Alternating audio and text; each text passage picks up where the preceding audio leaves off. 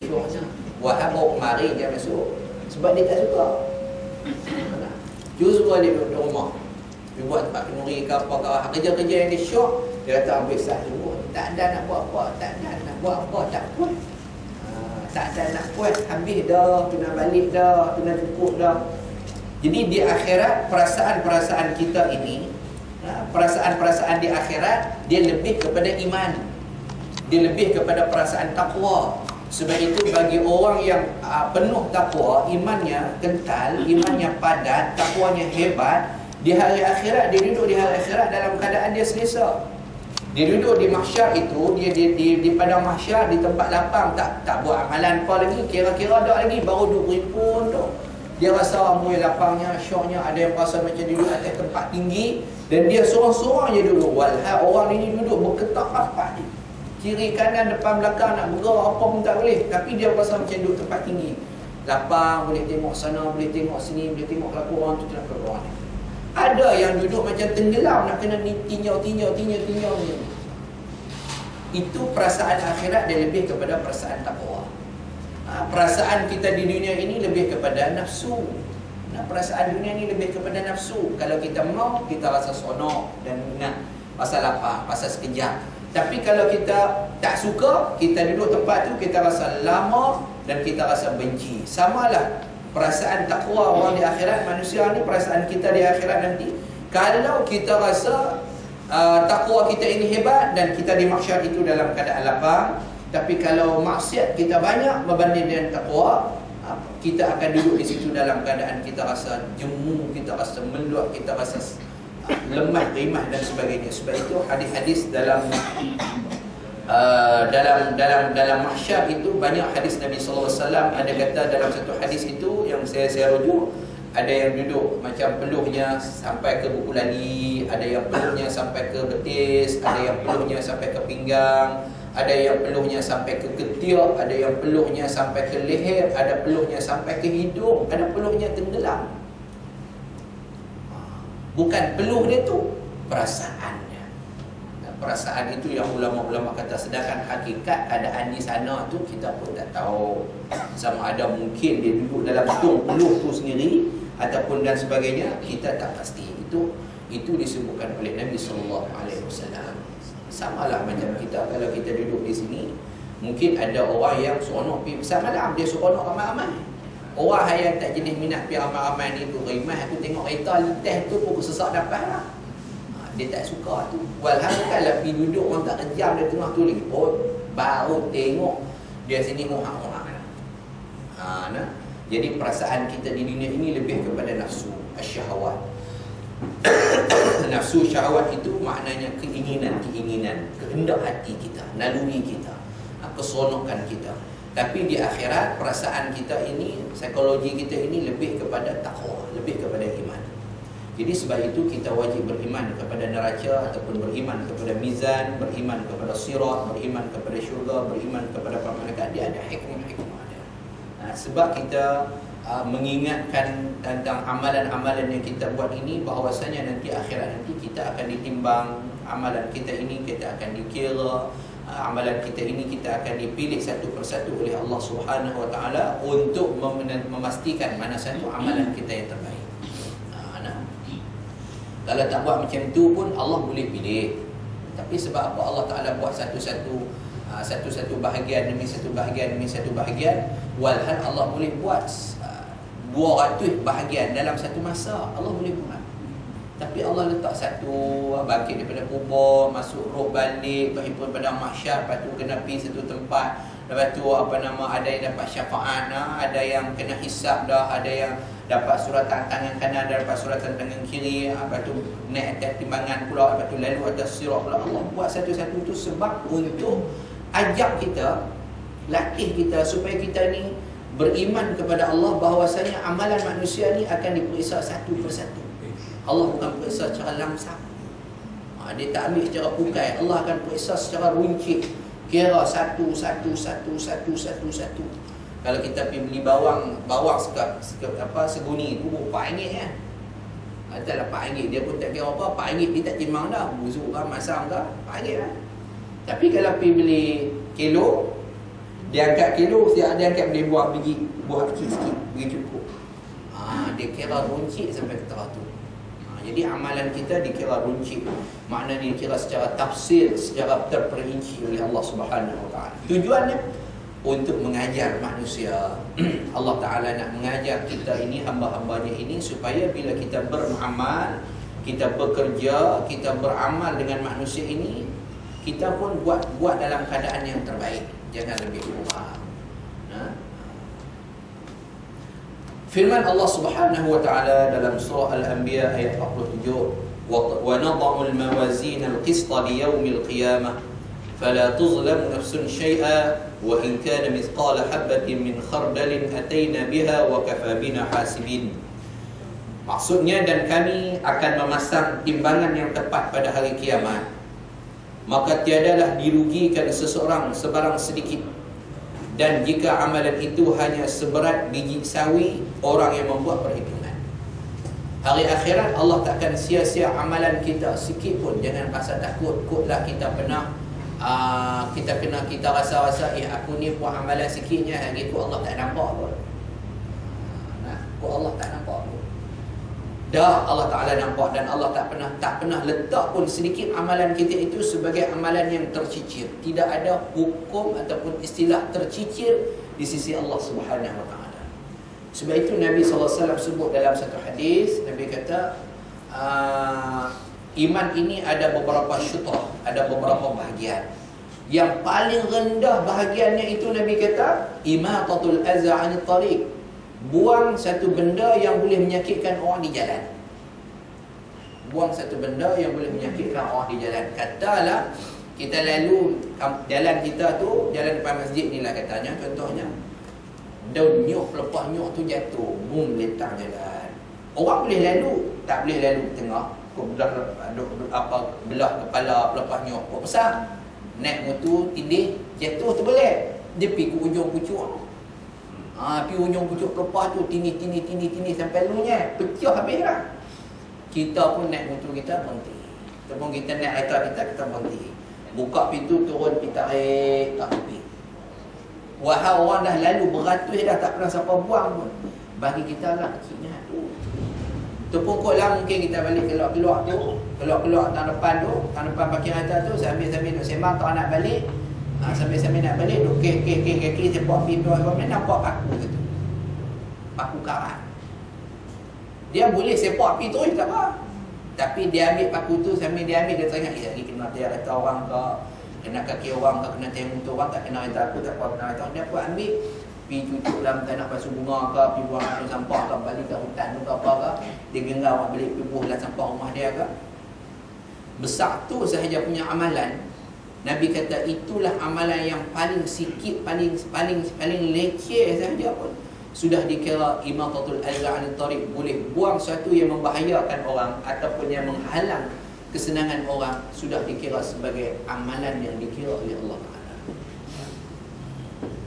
Baik, itu ada dalam seorang sahabat orang muslimat daripada zaman Rasulullah sallallahu alaihi wasallam yang kerjanya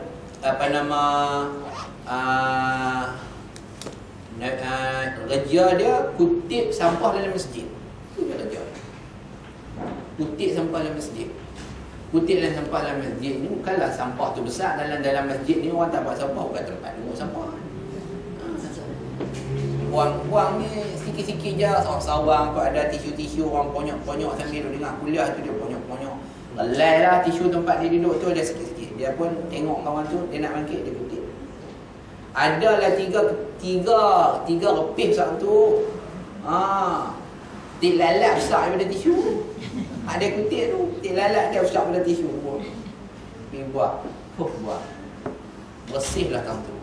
Itu sudah dikira amalan yang Allah Ta'ala akan kira untuk dia. Allah Ta'ala kira untuk dia. Cuba bayangkan kalau kita buang benda-benda yang kotor di tempat-tempat orang awam yang boleh menghalang, yang boleh mengganggu, maka lebih besar lagi pahala di sisi Allah Subhanahu Wa Ta'ala. Itu hadis yang menunjukkan kepada kita, Nabi buktikan kepada kita bahawa amalan kita ini semuanya akan dikira. Jangan takut dan jangan bimbang bahawasanya Allah Ta'ala akan kira semua amalan kita. Tidak ada suatu pun yang akan terlepas, tidak akan suatu pun yang akan Allah Ta'ala terlupa. Tak ada istilah bagi Allah Ta'ala. Kita lah kot terlupa. Sebab ada dalam hadis Nabi SAW, di akhirat nanti bila Allah Ta'ala buka, yuhaduna alaihim, Allah akan bentangkan balik amalan-amalan kita di akhirat. Kita sendiri tengok, pasal aku tak pernah buat hal ni. Kita jawab ke Allah Ta'ala, wahai Allah Tuhan sekalian alam, aku tak pernah buat pun benda ni. Macam mana tunjuk kata aku buat? Orang jahat ni, kata amalan orang jahat. Orang baik dia tak masalah. Orang jahat dia lupa daratan. Orang baik dia bersyukur. Nabi cerita kejahatan orang manusia ni, dia bukan jahat di dunia, sampai akhirat di mahsyar pun dia jahat. Bila Allah Ta'ala tunjukkan amalan-amalan yang kita dah buat tu, dia terlupa punya banyak dan dahsyatnya dia buat. Dia kata, saya tak pernah buat amalan ni wahai Tuhan. Malaikat ni dah fitnah saya ni, sengaja ni nak bagi saya masuk neraka. Dah lah dia jahat. Di dunia berapa orang, akhirat tu dia boleh tuhmah, dia boleh fitnah ni ke malaikat. Sampai tu. Ini ada hadis, dalam hadis yang disebutkan oleh Nabi SAW. Nabi cerita keadaan-keadaan orang jahat di dunia, bukan jahat sampai dunia, akhirat jahat. Kalau kita suka buat fitnah, kita suka buat jahat, suka buat naya orang di dunia, akhirat nanti kita lupa. Sebab terlalu banyak sangat amalan jahat kita buat. Bila Allah Ta'ala tunjuk, kita pun terlupa, hak ni aku pernah buat ke, hak ni aku pernah buat, hak ni aku tak pernah buat. Jadi Allah Ta'ala kata, hang kata malaikat fitnah no? Betul kan malaikat fitnah? Malaikat kata, dah, aku tak fitnah ya Allah, Tuhan sekalian alam. Aku menyaksikan semua amalan-amalan yang dia buat. Buktikan. Malaikat akan bawa bukti. Bukti dia apa? Bukti dia bukan daripada malaikat, tapi daripada benda-benda, tempat. Mungkin tanah kita pijak, tanah tu akan cakap. Kalau tanah tu dia tak percaya, mungkin dia buat jahat, buah pokok belakang pokok pisang ke, menurun nemu ekor belakang pongsu nenek benar ke. Pongsu tu akan cakap kat dia, anak-anak dalam busuk tu akan cakap kat dia, pokok dan kayu cakap dah. Dia kata ni semua ni alam ni buang pun belakang ni. Ni game malaikat. Tak percaya juga. Allah kata, kalau begitu yang boleh jadi saksi yang terbaik, tubuh badan hang sendiri jadi saksi. Tubuh badan hang sendiri jadi saksi. Allah bagi peluang. Allah hakim yang maha adil. Dia bagi peluang pada lawyer-lawyer nanti. Kata tak apa. Ada lagi saksi dia. Tubuh badan kamu, kulit kamu, mata kamu, tangan, kaki, isi dan tulang itu semua menjadi saksi. Lah tanya mereka, betul tak hang pernah buat? Kulit akan jawab, ya Allah, kami pernah buat ini sekian. Masa itu baru tergantung dah. Itulah yang Nabi peringat kita ni. Makna orang kalau jahat di dunia sampai akhirat menuju dahsyat, dia akan buat jahat lagi. Dan jahat ketika itu di mahsyar tu, saya takutlah kalau nak buat haji mahsyar tu, Allah Ta'ala tak masuk dalam surat amalan kita dah. Tutup dah surat amalan. Dah tak jadi jahat.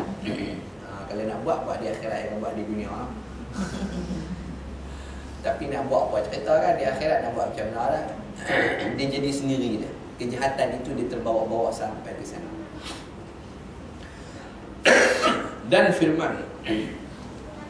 Dan firman Allah Ta'ala lagi dalam surah Al-A'raf ayat 89, ayat 88 hingga 9. Dalam surah Al-A'raf ini, kalau nak baca cerita tentang ahli syurga, ahli neraka, baca dalam surah Al-A'raf. A'raf ini maknanya benteng yang tinggi. Bismillah.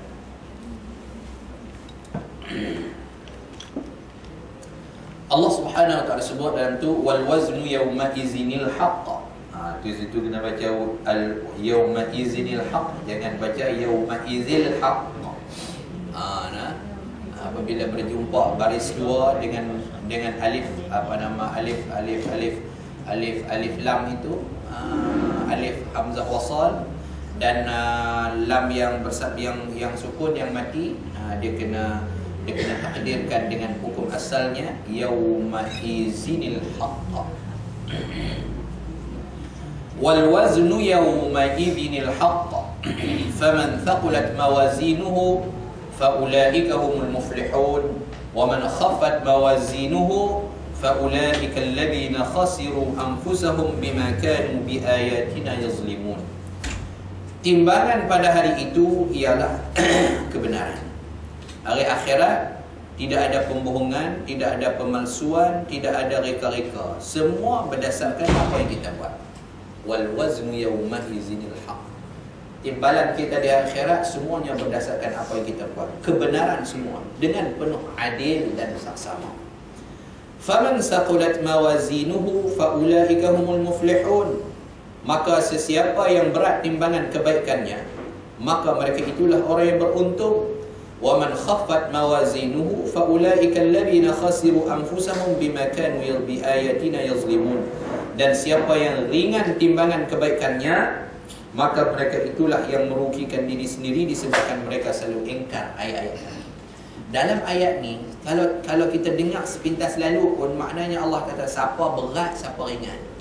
Wa man khaffat wa man thaqulat, siapa yang berat amalannya. Wa man khaffat mawazinuhu, siapa yang ringan timbangannya. Maknanya di situ bila nak suka berat dan ringan, dia mesti timbangan. Nak suka berat, nak suka ringan, maknanya dia ada timbangannya. Dia ada mizan, dia ada neraca, dia ada alat untuk menyukat timbangan. Jadi secara langsung, secara pemahaman awal, ayat ini sudah pun membuktikan bahawasanya ada satu tempat yang akan sukat segala amalan-amalan kita, dan itulah namanya mizan ataupun nama neraca ataupun timbangan dalam bahasa kita yang panggil bahasa ibunda kita, bahasa Arab dia panggil al-mizan. Bila Allah Ta'ala suka, bila Allah Ta'ala timbang amalan kita berat atau ringan, faman thaqulat, orang yang amalannya berat, faulaika humul muflihun. Berat amalan-amalan kebaikan, makna kita ni orang yang berjaya. Wa man khaffat mawazinuhu, siapa yang amalannya ringan, faulaika alladhina khasiru anfusahum, itulah orang yang rugi, orang yang penanya dirinya, khasiru anfusahum bima kanu bi ayatina yazlimun. Sebab masa di dunia dulu mereka ini orang-orang yang selalu ingkar ayat kami, selalu kufur dengan apa yang kami sebutkan, tak mau ikut apa yang kami ajak dan sebagainya, tak mau buat perintah amalan apa yang kami suruh. Inilah kerugian orang yang di dunia tidak mau beramal soleh. Dan firman Allah Ta'ala lagi dalam surah Al-Qari'ah, فَمَنْ ثَقُلَتْ مَوَازِينُهُ فَهُوَ فِي عِيشَةٍ رَاضِيَةٍ وَأَمَّا مَنْ خَفَّتْ مَوَازِينُهُ فَأُمُّهُ هَاوِيَةٌ. Adapun orang-orang yang berat timbangan kebaikannya, maka ia berada dalam kehidupan yang memuaskan. Dan adapun orang yang ringan timbangan kebaikannya, maka tempat kembalinya adalah neraka hawiyah. Ni pun Allah Ta'ala tunjuk kepada kita, dia adalah neraca ataupun timbangan amalan yang akan menyebabkan amalan kita ditimbang, dan orang yang berat dapat baikan, orang yang jahat dapat keburukan.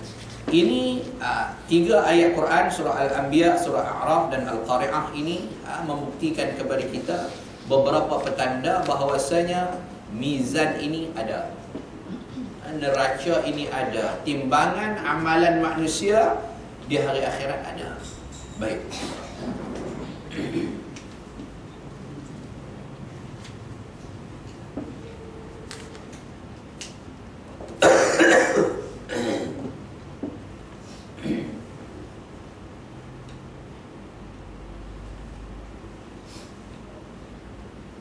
Ulama kata, qala ulama,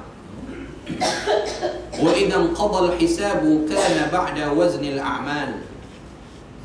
Mizan ini, timbangan amalan kita ini akan dilakukan setelah proses perhitungan ataupun proses hisab selesai dilaksanakan.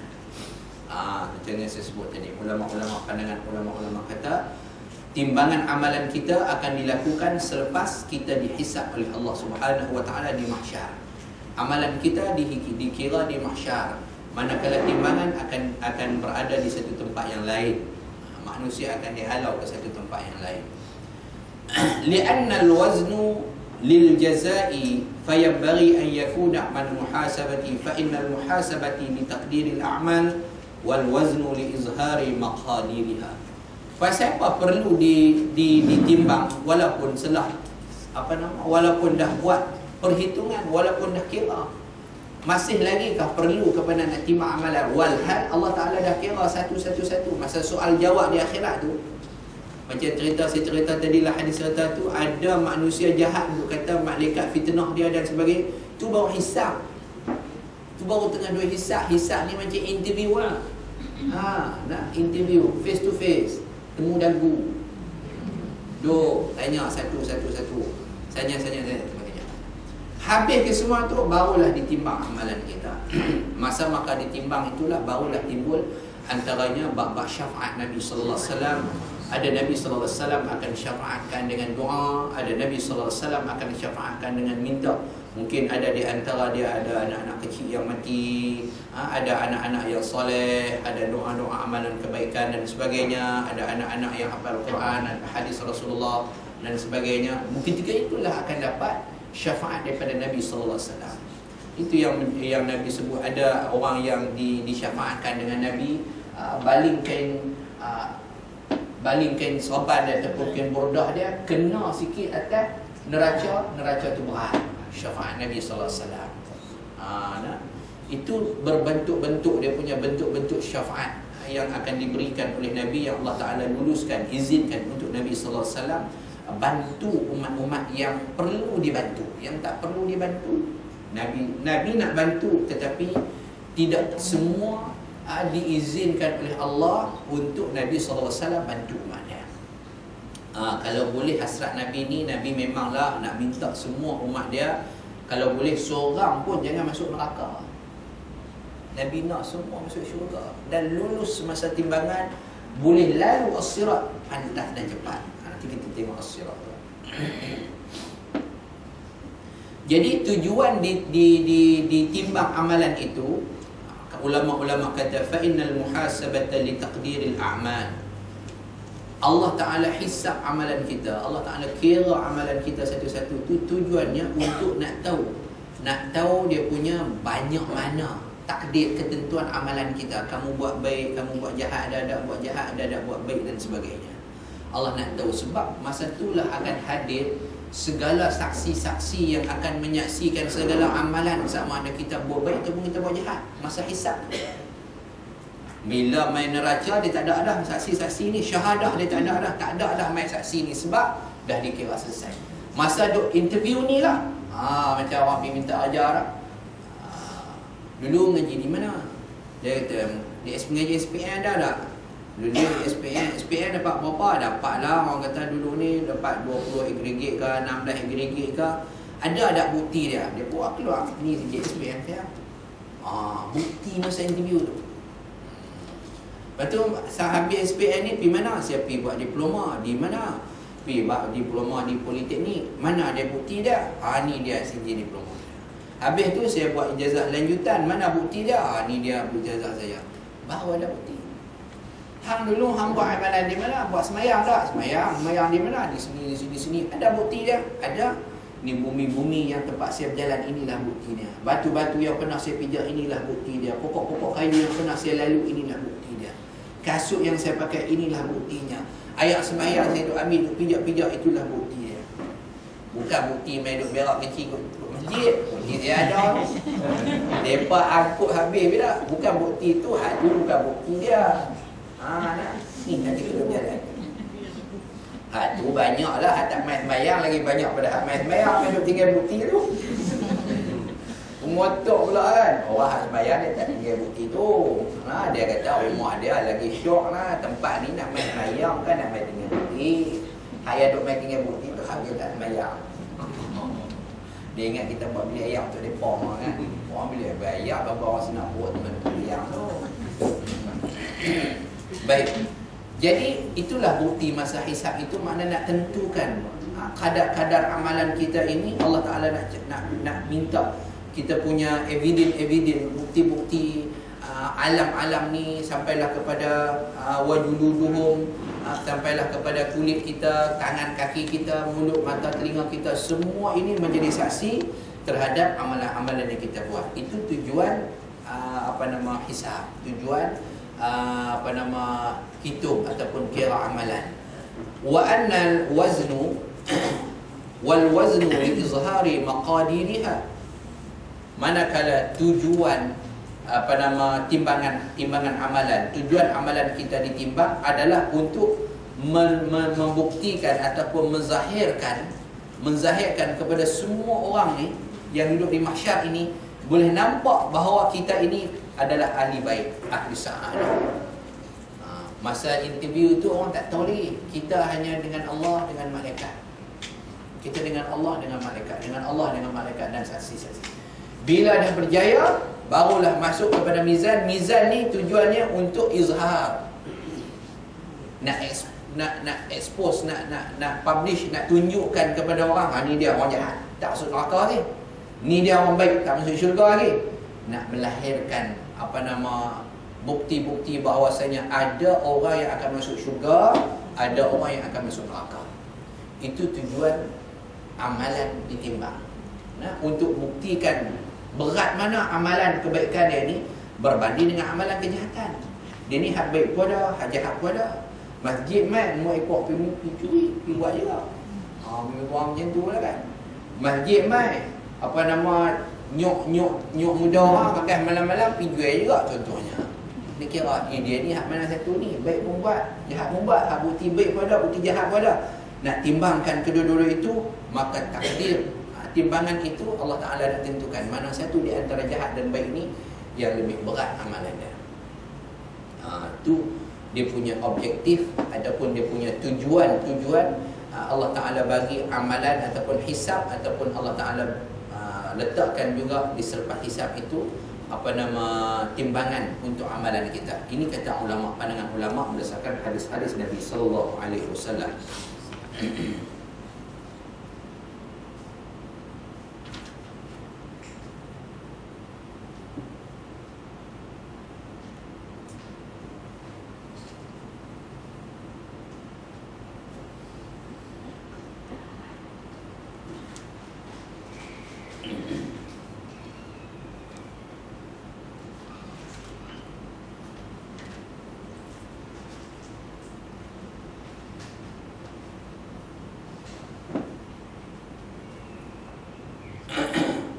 Ada hadis Nabi sallallahu alaihi wasallam, Nabi sallallahu alaihi wasallam mengajar para sahabat alaihi wassalatu wassalam, mengajar para sahabat ridwanullah alaihim ajma'in dengan doa-doa supaya kita ini diberi kejayaan di hari akhirat. Antaranya doa Nabi kata, Rabbi ighfirli khati'ati yawmaddin.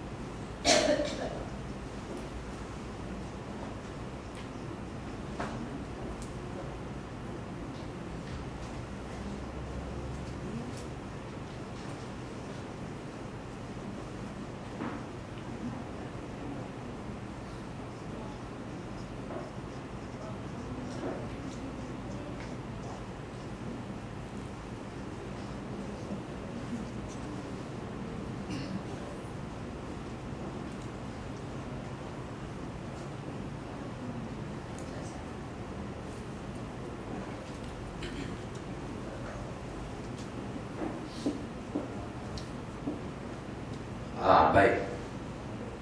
Rabbighfirli khati'ati yawmaddin. Wahai Tuhanku, ampunkan dosaku ataupun kesalahan-kesalahanku di hari akhirat ataupun pada hari akhirat nanti. Jadi minta Nabi ajak para sahabat ridwanullah alaihim ajma'in supaya sentiasa minta pada Allah Ta'ala dalam sembahyang dan dalam ketika kita buat apa sahaja. Hatta Nabi kata sampai kepada doa makan tu, antara waktu yang mustajab doa, sebab kita duduk depan rezeki. Kalau kita duduk depan makan tu, doa kita makan itu bukan kita minta pasal makan pun. Tak minta pasal makan, tak minta pasal ayam, tapi minta waqina azabannar, jauhkan daripada azab di neraka. Tujuannya untuk ambil kesempatan di atas rezeki yang Allah Ta'ala bagi. Bila ada rezeki, maknanya ada rahmat. Bila ada rahmat, dia ada keberkatan. Bila ada keberkatan, itu ada keredaan daripada Allah Ta'ala.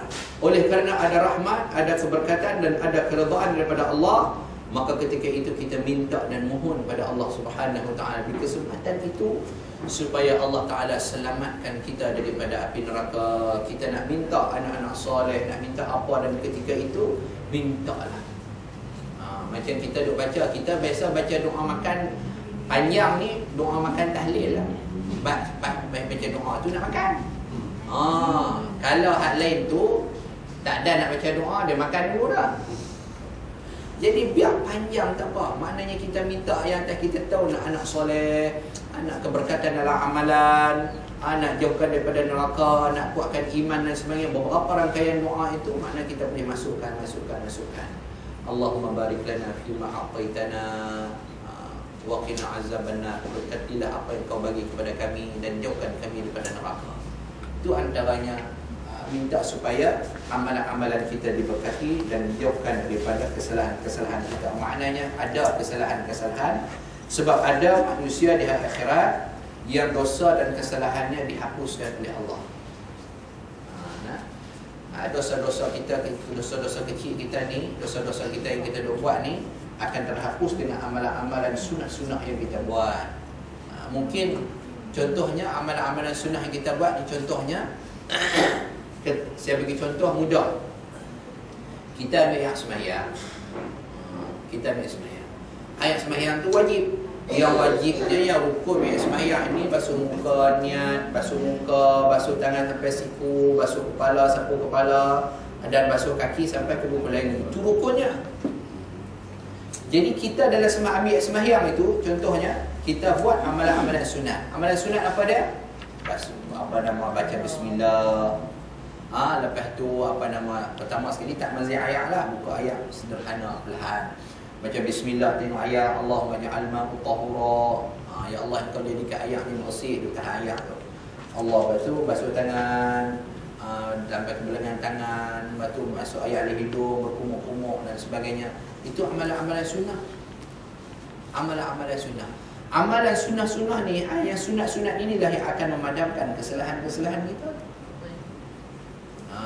Dia akan padamkan segala kesalahan-kesalahan kita disebabkan amalan-amalan sunnah. Titik ni kecil. Bawah ya satu lagi. Ti bawah ya ujung.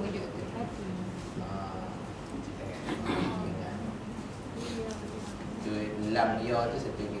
Wa rabbil firli fa ra lam ya dah. Lam ya.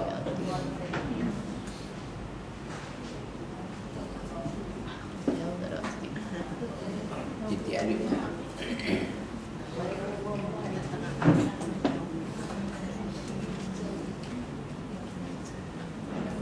Jadi sebab tu bila kita beramal, kita orang mengaji ni, kita orang yang selalu duk mengaji ni, jangan tinggal amalan-amalan sunat. Rugi kita tinggal amalan sunat. Itulah yang membezakan di antara orang berilmu dengan tak. Orang berilmu, dia buat sesuatu yang lebih jauh berbanding dengan orang yang tidak berilmu. Orang yang tak berilmu, dia faham hanya benda dasar, benda asal, benda pokok. Kalau orang kata ambil sembahyang, ambil sembahyang. Hak yang cabang-cabang dah tak kisah. Jadi kau ambil sembahyang. Kalau orang kata sembahyang, sembahyang yang usul, yang pokok, yang dasar tu sahaja. Sunat tak? Tak ada lah yang sunat. Tu je lah. Mai puasa, betul-betul puasa. Tak ada amalan-amalan sunat puasa, puasa lepas puasa dan sebagainya. Tak ada. Jadi kita orang yang berilmu ni kena beza daripada orang tidak berilmu. Jadi kalau kita dah ada ilmu, kita tak cuba sikit-sikit untuk buat, beramal dengan sedikit ilmu yang kita ada itu, beramal dengan amal-amalan sunat itu, sunnah itu, rugi kita. Rugi. Ada dalam hadis Nabi sallallahu alaihi wasallam, Nabi sebut dalam hadis Mahyam, Aisyah Ummu Salamah sebut dalam hadis itu, amalan sembahyang kita contohnya, Allah Ta'ala akan hisab amalan sembahyang kita, cek satu. Rupanya sembahyang hak kita buat tu katalah sembahyang zuhur, kita buat. Sembahyang zuhur kita buat, Allah periksa, cari amalan sembahyang zuhur tu, cacat. Mungkin cacat di rukuk dia, mungkin cacat di sujud dia, mungkin cacat antara dua sujud dia, mungkin cacat dalam Fatihahnya, mungkin cacat masa kita takbirnya, mungkin cacat pada tasyahud kita dan sebagainya. Ada cacat-cacatnya, tak elok. Tak elok, nampak tak elok sangat. Jadi Allah Ta'ala akan tanya kepada malaikat yang bawa kita ni, wahai malaikat, cuba kamu cari amalan sembahyang kawan ni, ada tak dia buat amalan-amalan sembahyang sunat? Dalam hadis sahih, Allah suruh malaikat tolong cari, cuba kamu rosek-rosek sat, cari-cari sat, tengok kod kawan ni dia ni ada amalan sembahyang sunat yang dia buat. Malaikat pun cari. Ada ya Allah amalan sunat sembahyang dia. Bawa mai sini. Allah kata, bawa mai sini, tambahkan dalam mizan dia, tambahkan dalam neraca, dalam timbangan dia. Malaikat pun bawa lah sembahyang sunat dia, mungkin sembahyang sunat qabliyah dia, mungkin sembahyang sunat ba'diyah dia, mungkin ada sembahyang sunat tarawih dia, mungkin ada sembahyang sunat witir dia, mungkin ada sembahyang tahajud dia, mungkin sembahyang sunat tahiyat masjid dia, mungkin ada sembahyang tasbih. Apa-apa sahaja jenis sembahyang diletak himpun-himpun tak lah tu. Maka Nabi kata amalan sembahyang seorang itu nampak cantik, tadinya berlubang, lepis sana lepis sini, lah dah jadi cantik elok. Itu tujuan amalan sunat. Itu baru sembahyang. Belum lagi tengok kepada puasa. Mungkin puasa kita cacat. Kalau kita tak selesai dengan amalan-amalan sunat-sunat ketika berpuasa, makan makanan yang disunatkan, minum minuman yang disunatkan, makan cara yang disunatkan dan sebagainya. Lepas tu habis dah puasa dan masa tengah duk puasa buat amalan-amalan sunat, banyak zikrullah, tadarus, zikir, istighfar yang sunat dan sebagainya, i'tikaf. Habis dah Ramadan, buat lagi puasa sunat dan sebagainya. Habis dah puasa sunat 6, sambung lagi dengan Isnin, Khamis dengan Isnin, Khamis. Duk terus continue tak habis-habis sampai berjumpa pula dengan Ramadan. Jadi barulah puasa kita, seumur hidup puasa kita tu, bukan Allah tengok setahun puasa tu, seumur hidup puasa kita tu, tahun ni kurang, tahun ni terima, tahun ni tu, dia ambil tampung, akhirnya jadi cantik elok. Tak cantik lah kan kalau amalan kita sumbing kan. Tuan-tuan mau tak jamu orang gelas sumbing? Gelas ni kiak putih-putih je, bukannya pecah buah ayak semua ke bawah. Sikit je, kita pun tak perasan. Dia kata orang jamu orang, dia bukan perasan tengok, dia buah tali gitu aja. Tak mau, kita kata tak kena kat kita lagi, kena kat orang. Kalau tak kena kat orang, tak ikut kita besok ingat kena. Lah buat apa? Ibu tu tampung orang. Jenis tak boleh tampung. Tampung oleh apa? Beli baru. Beli baru lah jawab dah. Tu lah. Kita tak mau ni, gelas sumbing pun tak mau. Tambah kita pun tak mau, nak jamu nak tak orang buat ayak kau, kita orang tak mau kan. Jadi begitulah maknanya kalau amalan diri kita ni, kalau sesumbing macam benda yang kita sayang, kita rasa sayang lah, cari jam dekat gambar ke, Allah Ta'ala pun akan suruh para malaikat cari, rosek-rosek tengok pokok ada. Jangan tulis lagi ketentuan dia, takdir dia jangan tulis lagi. Dia ni neraka ke syurga, cari dulu, tampung. Ada ke tidak sembahyang sunat dia? Ada ke tidak puasa-puasa sunat dia? Kalau zakat yang wajib, ada ke tidak sedekah-sedekah sunatnya? Kalau haji dan umrah yang wajib, ada ke tidak dia buat amal-amal sunat haji dan umrah dan sebagainya? Mungkin hasrat hati nak pergi tapi tak kesampaian. Ada orang ada duit tapi tak teringat nak pergi pun. Ada orang yang tak ada duit tapi teringat nak pergi. Macam baru ni berita kan, orang yang saya tengok dalam berita yang berlepas daripada Al-Ustaz, 23 tahun himpun duit dengan duit bunglu. Sehari 100, seminggu 100 ke 200 ke ada 23 tahun. Maknanya himpun daripada pergi haji 5,000 dulu ni. Sampai naik 12,000. Tu dia lah. Mana himpun kena cukup haji naik. Kena cukup haji naik. Duk tak cukup situ. 23 tahun.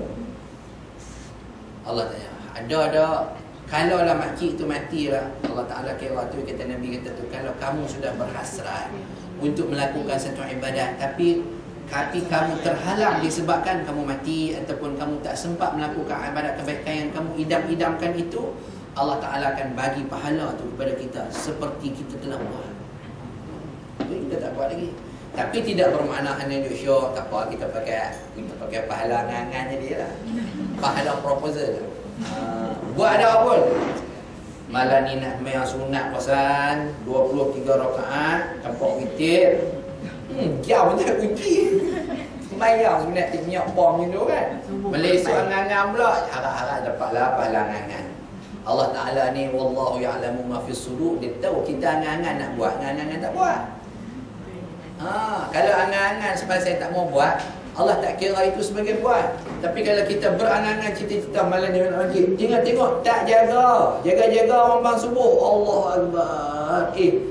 Hak tu dapat pasal memang dia angan-angan dia, cadang dia memang nak buat tapi tak jaga. Dia beza dengan cadang tak mau buat. Hak tu Allah tak bagi. Kalau tidak syok lah. Bukan pahala ngangan lah. Itu bukan pahala syurga, itu pahala kayangan. Kayangan dapatlah Dewa Dewi tu kan. Juli bintang 7. Ini tak ada lah. Baik.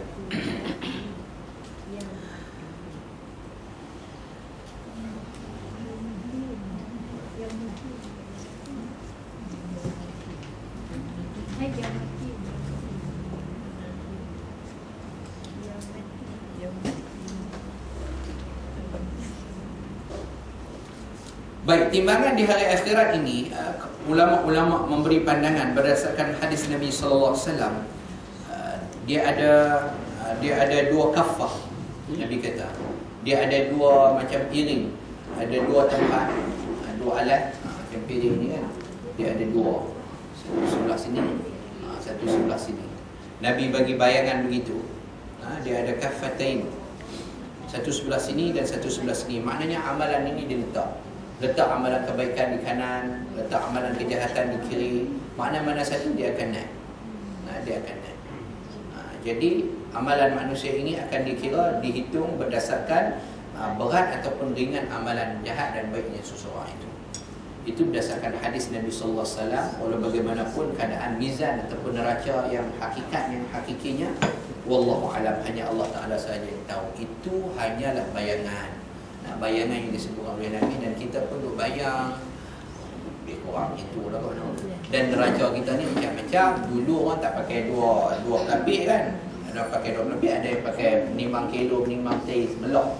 Kayu tu saya dah simpan lagi menimbang teh tu. Tuan dia punya dia simpan, tuan dia meninggal model tu kan, dia simpan. Tapi batang dia patah, anak saya bagi patah. Tapi duk ada lagi lah mata dia. Batu tu dia tak ada lah. Siapa di Bali tak mana tak tahu. Bali batu timah kan. Kawan saya duduk simbang kilo, dia duduk beli padi dulu ni. Batu besar lah. Batu besar tu. Besar ni. Hak tu kayu besar tu. Hak tu tak tahu siapa buat galah kita tak mana tak tahu. Hak tu angkat equipnya. Ubah memang padi. Lah dia main elektronik, tak nak kira terus.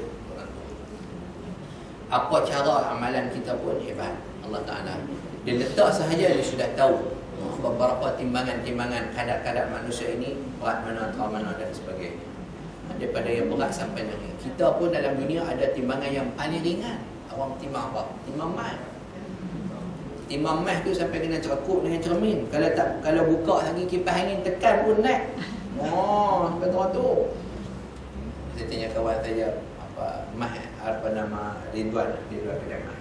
Nak tutup Ustaz? Tak boleh, tak tutup tu, angin tekan berat dah. Tak. Kena tutup. Timbang. Ringan sungguh, tak sobok-sobok mah pun naik, mata gram dia, pointer gram pun naik dan sebagainya. Apa dia tak tu? Maknanya kalau hak di dunia ni sampai serbuk pun boleh timbang. Itu hak manusia cipta kan. Elektronik manusia cipta sampai teratur. Adakah sampai ilmu manusia untuk cipta yang sehebat apa nama yang Allah Ta'ala cipta? Tak ada sampai. Memang tak ada sampai. Manusia cipta tu pun rosak lah, apalah, pok ni dan sebagainya. Menetap pelan-pelan, tak ada kasar-kasar. Lagi buat jatuh meja, lingkup lilit pula, tunjuk baru pula. Allah Ta'ala tak ada jatuh meja. Dia buat, dia tahu. Jadi itu ulama-ulama kata berdasarkan hadis, dia ada dua tapak begitu. Jadi diletakkan salah satu daripadanya itu untuk melihat amalan kita. Dan ulama-ulama bagi pandangan lagi, qala ulama'una rahimahumullah. Kata Imam Al-Qurtubi, an-nasu fil akhiri salasu tabaqatin. Manusia di akhirat ada 3 golongan. Manusia di akhirat masa duduk di mizan itu, masa nak ditimbang itu, dia ada 3 golongan. Ada 2 pandangan ulama.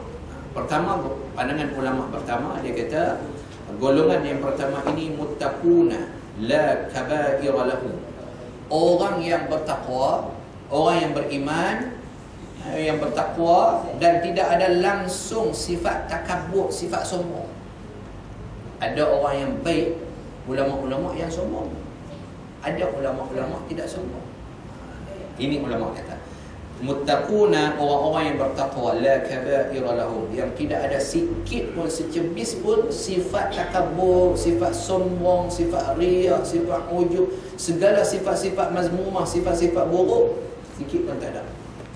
Ni satu golongan. Golongan yang kedua, kata ulama, mukhallaquna wa humul ladina yuwafuna bil fawahishi wal kaba'iri. Golongan yang kedua iaitu golongan orang-orang yang beriman, yang beramal soleh, tetapi mereka ini bercampur aduk antara amalan kebaikan dan kejahatan.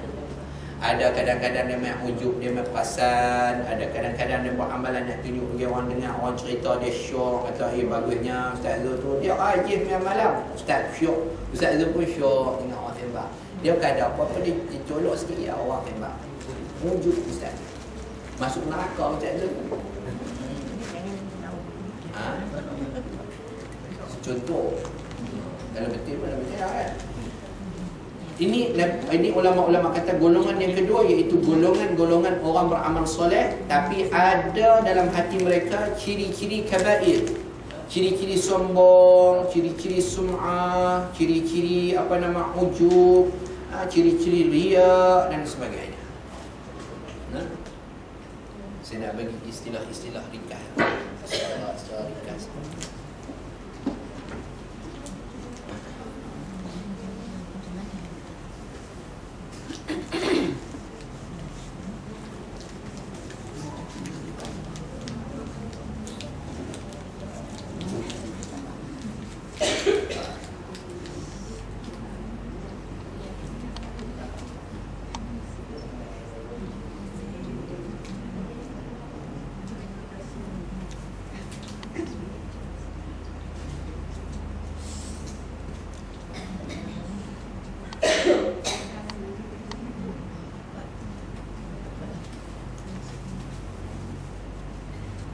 Okey.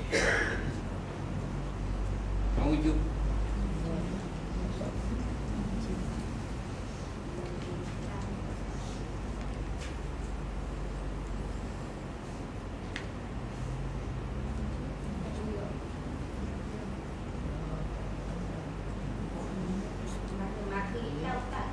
Tak nampak memang rusuk. Dah labu lah. Ada.